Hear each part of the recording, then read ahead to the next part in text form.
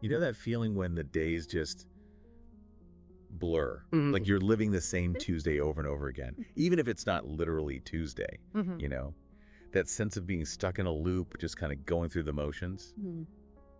Does that strike a chord with you?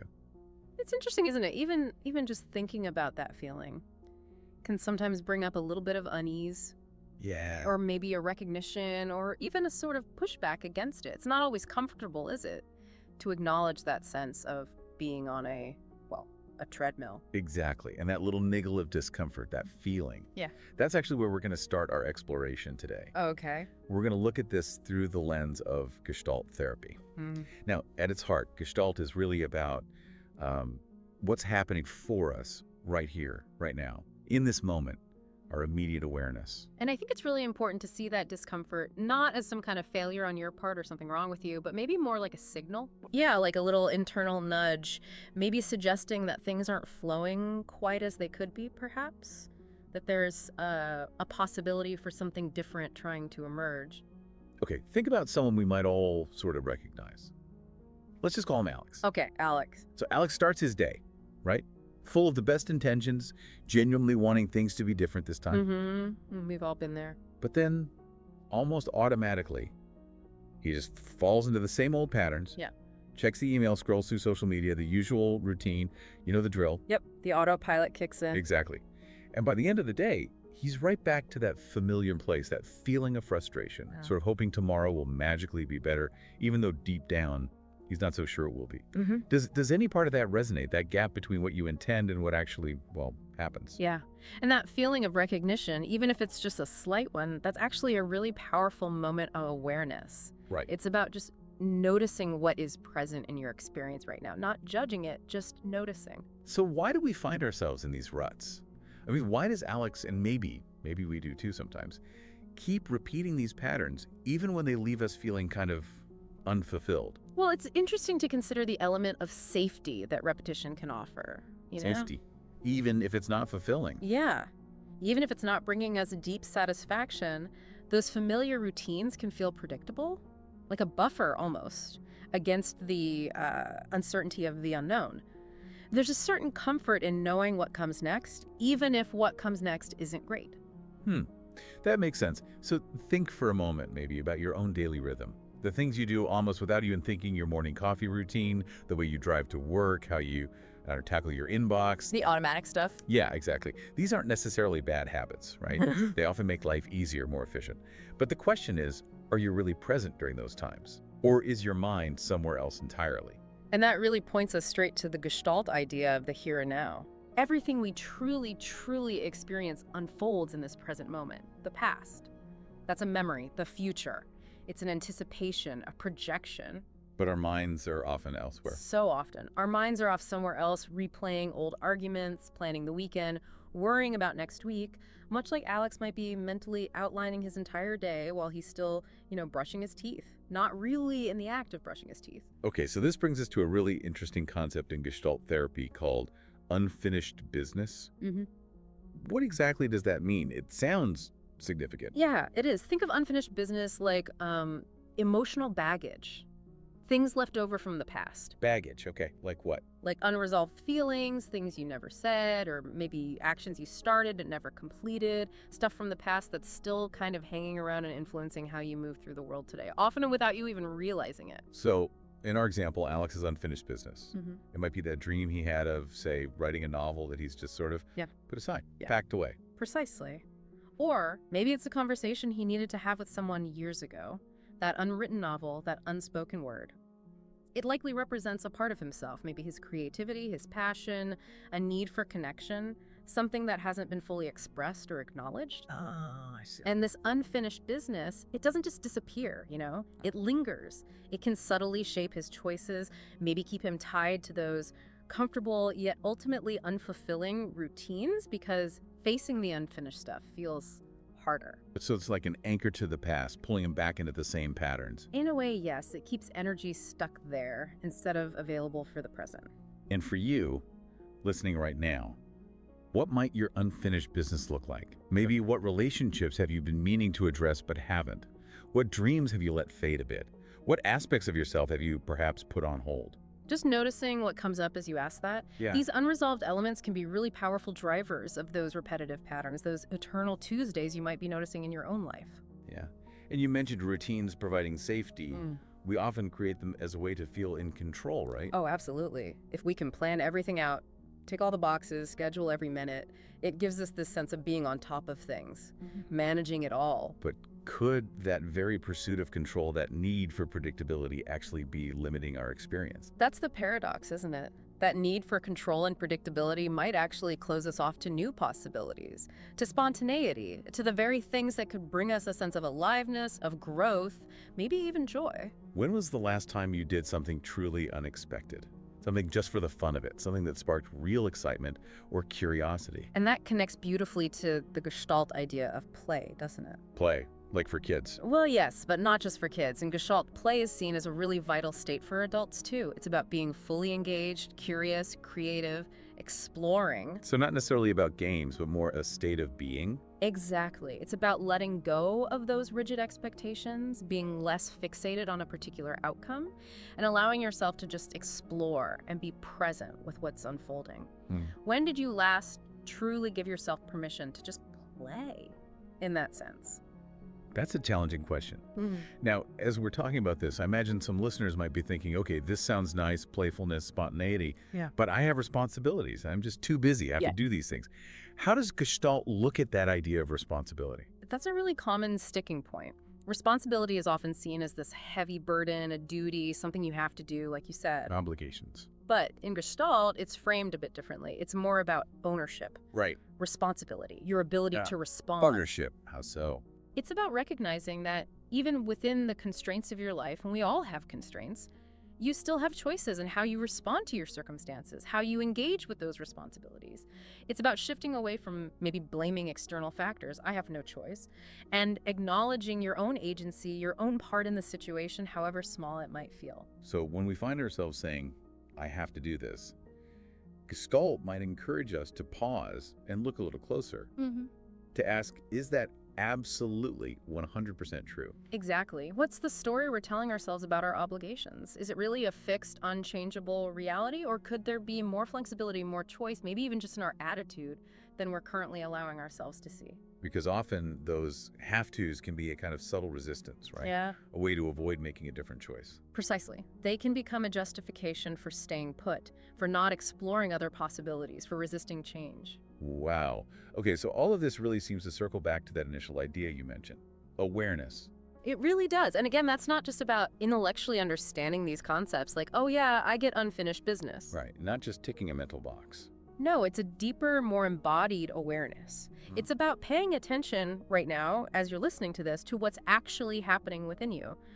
Where do you feel any tension in your body as we talk about this? What emotions are maybe stirring, however subtly? Just noticing. Just noticing, without needing to fix it or change it immediately. And this awareness, this noticing, this is the very first step towards any kind of shift, isn't it? It's the foundation. It's not about instantly fixing everything or achieving some perfect state. It's simply about fully acknowledging our current experience, the whole picture, even if parts of it feel uncomfortable or stuck. Because the truth is, change is happening all the time anyway. Yeah. You are changing with every breath you take. Absolutely. Life is constant flux. The real key is, are you consciously participating in that change, maybe directing it somewhat? Or are you letting old habits and perhaps fear be your primary guides, keeping you on that same track? So if you're experiencing that eternal Tuesday feeling, that stuckness, it's often not just about the external circumstances of your life, is it? What's actually happening out there? Not entirely, no. It often reflects these internal patterns we've been talking about, these ways you might be unconsciously avoiding something, a feeling, a task, a truth. And this avoidance, how does that show up? Well, it often shows up as an interruption in what Gestalt calls the cycle of experience. The cycle of experience. Okay, what's that? Think of it as a natural flow of energy and awareness. It starts with a sensation, maybe a bodily feeling or an external stimulus. Then you become aware of it. Oh, I feel thirsty. Then you mobilize energy. You decide to get up. You take action. You walk to the kitchen, get water. You make contact. You drink the water, satisfying the need. And then you naturally withdraw, feeling complete, ready for the next thing. Okay, that sounds pretty straightforward. Sensation, awareness, mobilization, action, contact, withdrawal. Exactly. But where in that cycle do you sense you might sometimes get stuck? For many people experiencing that eternal Tuesday, the interruption happens somewhere between becoming aware of a desire, a need, or even a discomfort. Like Alex being aware he feels frustrated at the end of the day. Right. Aware of the frustration, maybe aware of the desire for something different, but then not quite mobilizing the energy or taking the concrete steps forward into action. There's a blockage there. Avoidance kicks in. Avoidance kicks in, the energy gets stuck. And what happens when we keep interrupting that natural flow?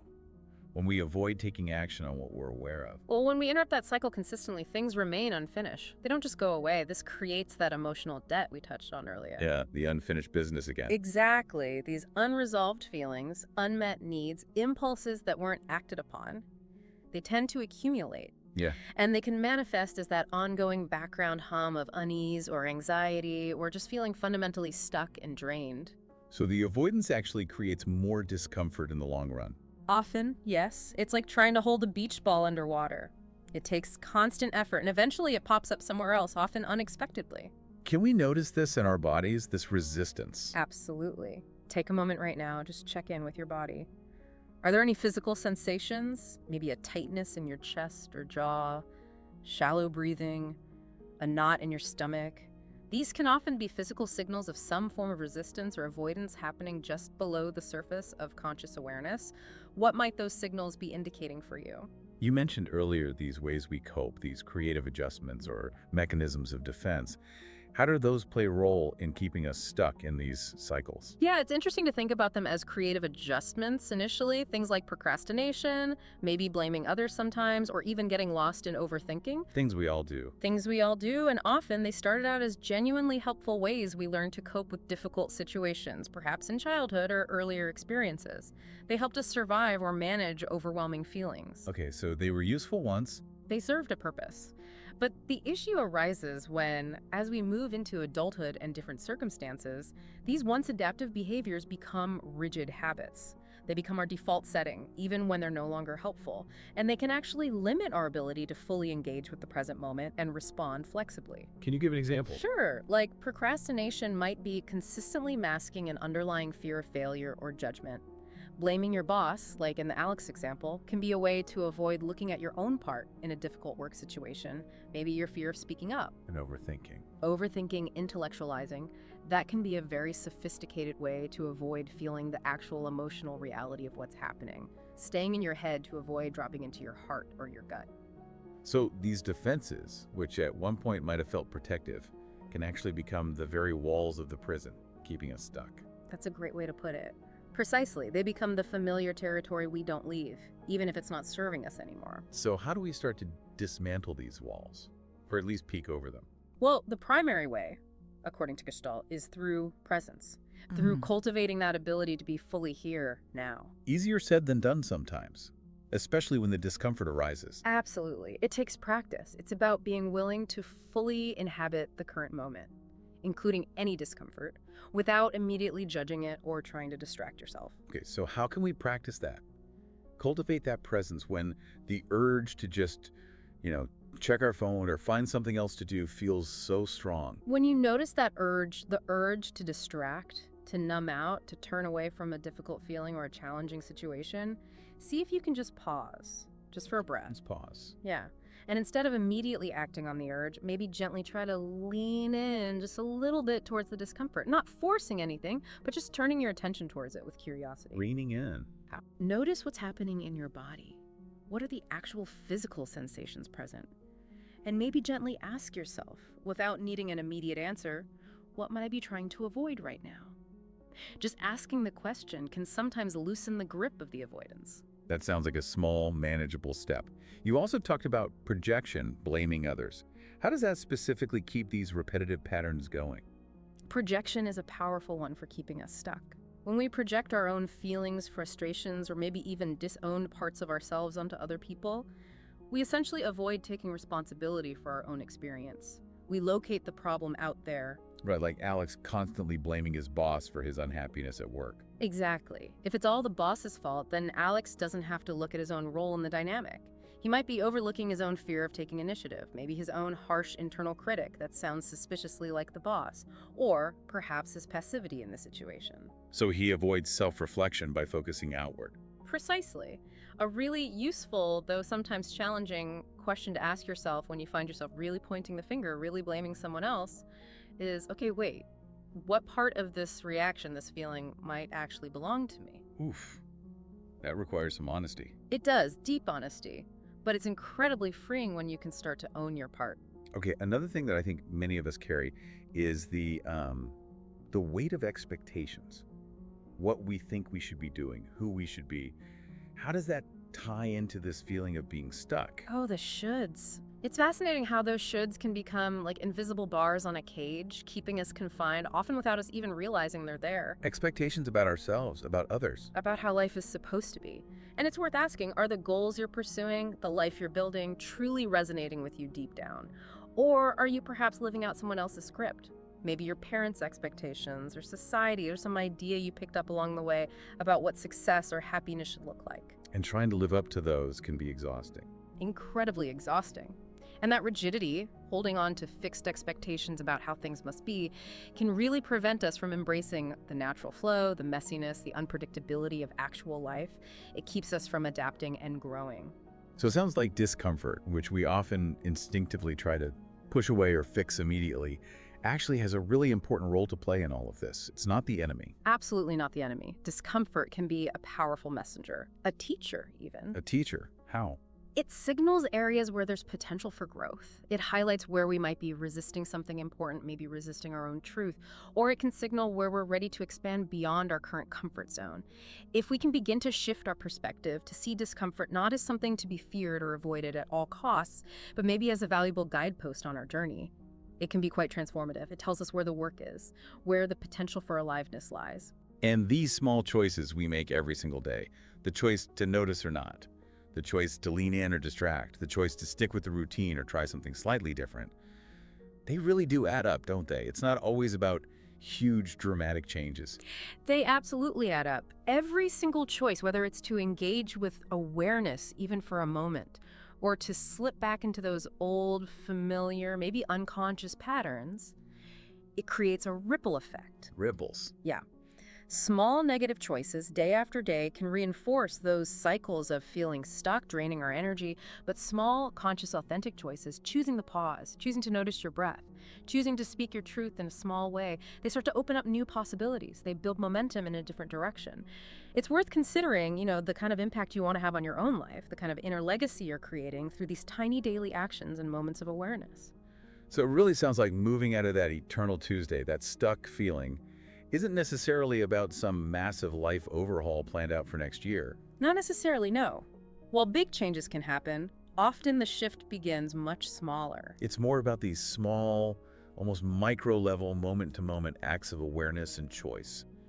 Right here, right now. Exactly. Beginnings aren't just reserved for New Year's Day or major birthdays or starting a new job. Beginnings are available to you in every single present moment. No.